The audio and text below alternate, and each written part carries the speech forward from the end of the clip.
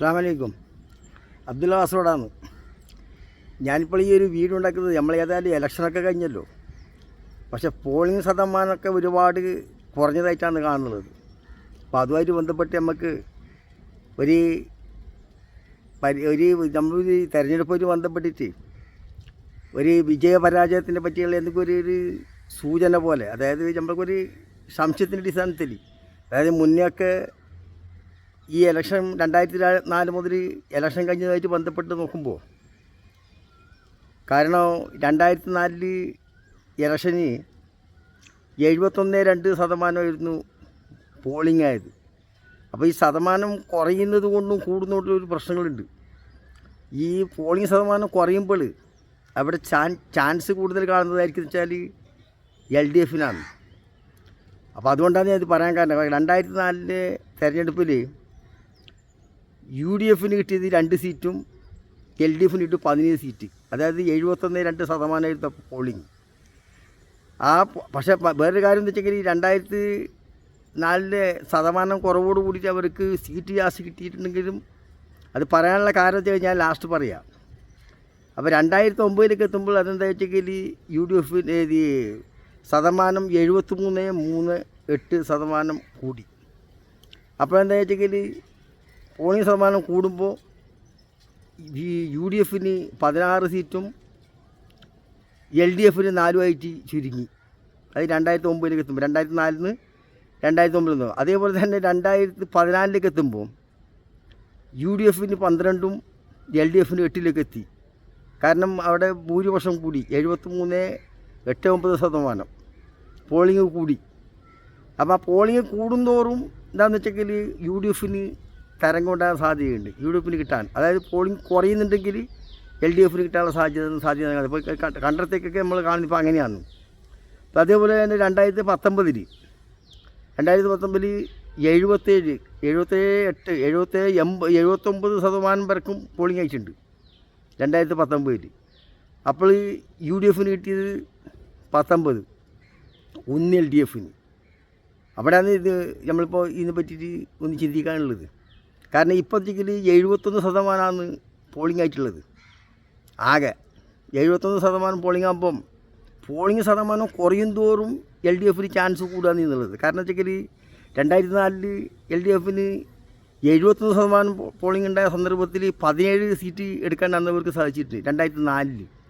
അപ്പോൾ അത് പറയാനുള്ള കാരണം വെച്ചെങ്കിൽ 2021 നിയമസഭാ തിരഞ്ഞെടുപ്പിലും അതുപോലെ തന്നെ അവർക്ക് രണ്ടാമത്തെ മന്ത്രിസഭ വീണ്ടും അവർക്ക് മന്ത്രിസഭ ഉണ്ടാക്കാൻ വേണ്ടി കിട്ടും എന്നുള്ള ഉത്സാഹത്തിലായിരുന്നു. അപ്പോൾ അന്ന് UDF പറഞ്ഞത് ഇനി അവർക്ക് പിണറായിക്ക് രണ്ടാം മന്ത്രിസഭ ഇപ്പോൾ കിട്ടാൻ സാധ്യതയില്ലാന്ന്. പക്ഷേ 21 അവർ മുമ്പത്തിനേക്കാൾ ഇതേപോലെ തന്നെ ഭൂരിപക്ഷത്തിലാണ് അവർ വന്നത്. അപ്പോൾ നമുക്ക് മനസ്സിലാക്കാൻ 2004 പോലെ തന്നെ ചിലപ്പോൾ ഈ പോളിംഗ് ശതമാനം കുറഞ്ഞ ഈ സന്ദർഭത്തിൽ 2024 LDF ചിലപ്പോൾ 2004 ആവർത്തിക്കുമോ എന്ന് നമുക്ക് സംശയിക്കേണ്ടിയിരിക്കുന്നു. കാരണം എന്താ വെച്ചാൽ ഇപ്പോൾ ഒരുപാട് പ്രശ്നങ്ങളൊക്കെ ഉണ്ടായ സന്ദർഭമാണ്. ഇപ്പോൾ ഈ UDFൽ പതാകൻ്റെ പ്രശ്നങ്ങളും പിന്നെ ലീഗും സീറ്റുമായിട്ട് ബന്ധപ്പെട്ട പ്രശ്നങ്ങൾ, ഇങ്ങനെ ഒരുപാട് ആഭ്യന്തര പ്രശ്നങ്ങളൊക്കെ ഉണ്ട്. അങ്ങനത്തെ സന്ദർഭത്തിലാണ് ഇപ്പം ഈ പോളിംഗ് ശതമാനം 71% ചുരുങ്ങിയത്. അപ്പം ഇവിടെ നമുക്ക് നോക്കാണ്ട് വെച്ചെങ്കിൽ 2004 LDF ആവർത്തിക്കുമോ എന്ന് നമുക്ക് സംശയിക്കേണ്ടിയിരിക്കുന്നു. കാരണം വെച്ചെങ്കിൽ ഒരുപാട് പുതിയ വോട്ടർമാരൊക്കെ ഉണ്ടല്ലോ, അവരിപ്പോൾ എന്ത് വിധി എഴുതി എന്നുള്ളതാണ് ഇപ്പോൾ നമുക്ക് കൂടുതൽ നോക്കാനുള്ളത്. അപ്പോൾ പിന്നെ ഈ ശതമാനം കുറയുന്ന സമയത്ത് LDF വിജയിക്കുന്നവരെന്നൊരു ഉദ്ദേശം. കാരണം എന്താ വെച്ചാൽ ഈ LDFൻ്റെ മാർക്സിസ്റ്റ് പാർട്ടി വോട്ടുണ്ടല്ലോ, അത് അവർ ഒന്നും പാഴായി പോകില്ല. കാരണം വെച്ചാൽ അവരൊക്കെ രാവിലെ 10 മണിയാകുമ്പോഴേക്ക് തന്നെ എല്ലാം വോട്ട് ചെയ്യിപ്പിച്ചിട്ട് ഈ പ്രായം തേഞ്ഞ ആളുകളൊക്കെ ഉണ്ടല്ലോ, ഈ ചെറിയ ചെറിയ യുവാക്കളൊക്കെ ഉച്ചയ്ക്ക് ശേഷം വോട്ട് ചെയ്യുള്ളൂ. അങ്ങനത്തെ സമ്പ്രദായമുണ്ട് ഇവർക്ക്. അപ്പോൾ മാർക്സിസ്റ്റ് പാർട്ടിൻ്റെ ഒറ്റൊരു വോട്ട് പാഴാവില്ല എന്നുള്ളതാണ് യാഥാർത്ഥ്യം. അപ്പോൾ ഈ 2024 ഇപ്പോൾ ഈ പോളിംഗ് ശതമാനം കുറഞ്ഞത് കാണുമ്പോൾ LDFന് 2004 ആവർത്തിക്കാനുള്ള സാഹചര്യം ഉണ്ടോ എന്ന് സംശയിക്കേണ്ടതുണ്ട്. അതുപോലെ 2021 കേരള നിയമസഭയിലേക്ക് ഒരു ഭൂരിപക്ഷം എടുത്തതും അതുപോലെ തന്നെയാണ് നമ്മൾ വിചാരിക്കാതെ സംഭവിച്ചിട്ടുള്ളത്. അന്ന് പലതും പറഞ്ഞിരുന്നല്ലേ ഇനി രണ്ടാം മന്ത്രിസഭയൊന്നും പിണറായിക്ക് ഇവിടെ കിട്ടൂല എന്ന്. പക്ഷേ മുമ്പത്തേനേക്കാൾ ഭൂരിപക്ഷത്തോട് കൂടിയിട്ടാണ് അവർ രണ്ടാം മന്ത്രിസഭയും കൂടെ വന്നത്. അപ്പോൾ ഇപ്പോഴത്തെ ഉണ്ടായ തരംഗം എല്ലാം നോക്കുമ്പോൾ യഥാർത്ഥത്തിൽ ഇപ്പോൾ ഈ ഇലക്ഷത്തിനെ പറ്റി അറിയണമെങ്കിൽ ഏതായാലും 39 ദിവസത്തോളം നമ്മൾ കാത്തിരിക്കണം. അപ്പോഴേ ഇതിൻ്റെ സംഗതിയൊക്കെ മനസ്സിലാവുള്ളൂ. അപ്പോൾ ഇത് നമ്മൾ പറയാനുള്ള കാരണം വെച്ചെങ്കിൽ ഇപ്പോൾ ഈ 2004 UDF 2 17 LDF കിട്ടി. അതുപോലെ തന്നെ 2009 16 UDF കിട്ടി. അന്ന് LDF 4 കിട്ടുക. കാരണം ഇത് പോളിംഗ് ശതമാനം കൂടി 73-74% അന്ന് പോളിംഗ് ആയിട്ടുണ്ട്. അപ്പോൾ അവിടെയാണ് മറിച്ചത്. 2014 തന്നെയാണ് UDF 12 എടുത്ത് 8 LDF എടുത്ത്. പക്ഷേ ആ സമയത്ത് ഇതുപോലെ തന്നെ 73-89% പോളിംഗ് ആയിന്. 2019 19 സീറ്റ് UDF എടുത്തു, 1 സീറ്റ് മാത്രമേ LDF. പക്ഷേ 78-79% പോളിംഗ്.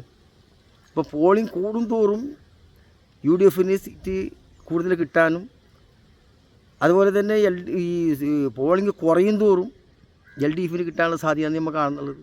കാരണം ഇപ്പം 2004 മുതൽ 2024 മുതൽ നമുക്ക് പല കാര്യങ്ങളും ചിന്തിച്ച് നോക്കുമ്പോൾ അതുമാതിരി നടക്കാനുള്ള സാഹചര്യമാണ് കാണുന്നുള്ളത്.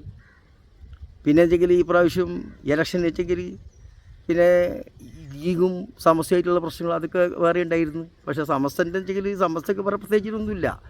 സമസ്ത ലീഗുമായിട്ട് ബന്ധമൊന്നുമില്ല. അത് താങ്കൾ ശരിക്കും തുറന്ന് പറഞ്ഞാൽ അതുകൊണ്ട് അതൊന്നും ബാധിക്കാൻ സാധ്യതയില്ല.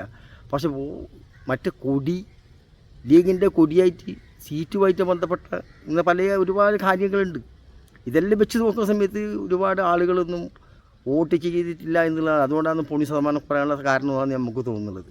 ഏതായാലും നമുക്ക് കാത്തിരുന്ന് കാണാൻ എല്ലാം ഗണ്യം നമുക്ക് മനസ്സിലാവുമല്ലോ. പക്ഷേ കൂടുതൽ നമ്മളിപ്പോൾ ഈ 2004 മുതൽ 2024 വരെക്കുള്ള പോളിംഗ് ശതമാനങ്ങളും അതുപോലെ തന്നെ അവരെടുത്ത സീറ്റും അതിൻ്റെ ഇടയിൽ 2021 കേരള നിയമസഭയിലേക്ക് രണ്ടാമത്തെ LDFൻ്റെ വരവും കുറേ ഭൂരിപക്ഷത്തോടു കൂടി ഇതൊക്കെ നമ്മൾ കൂട്ടി വായിക്കുമ്പം നമ്മൾക്കാർക്കത് മുൻകൂട്ടി പ്രവചിക്കാൻ പറ്റുന്ന ഒരു അവസ്ഥയല്ല കാണുന്നുള്ളത്. പിന്നെ ഇതിൻ്റെ ഇടയിൽ BJPൻ്റെയും നമുക്ക് പറയാൻ പറ്റില്ല. BJP നമുക്ക് ഉച്ചടാനൊന്നും പറ്റില്ല. കാരണം വെച്ചാൽ BJP ഒന്നുമല്ല എന്ന് 2 ദിവസം 2 സീറ്റുണ്ട് അവർ ഇന്ത്യ രാജ്യം ഭരിക്കുന്നില്ലേ.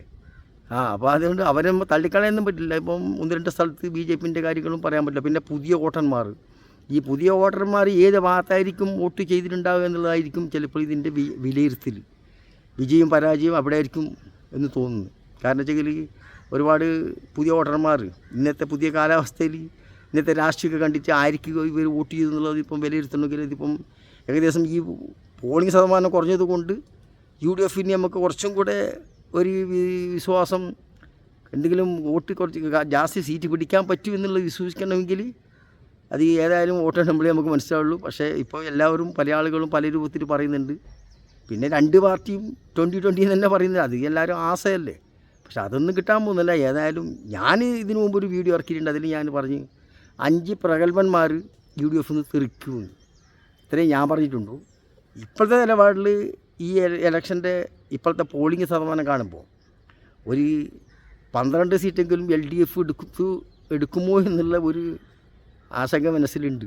കാരണം സാഹചര്യം അങ്ങനെയാണെന്ന് തോന്നുന്നുള്ളത്. ഏതായാലും നമ്മൾക്ക് വോട്ടെണ്ണുന്ന സമയത്ത് എണ്ണട്ടെ.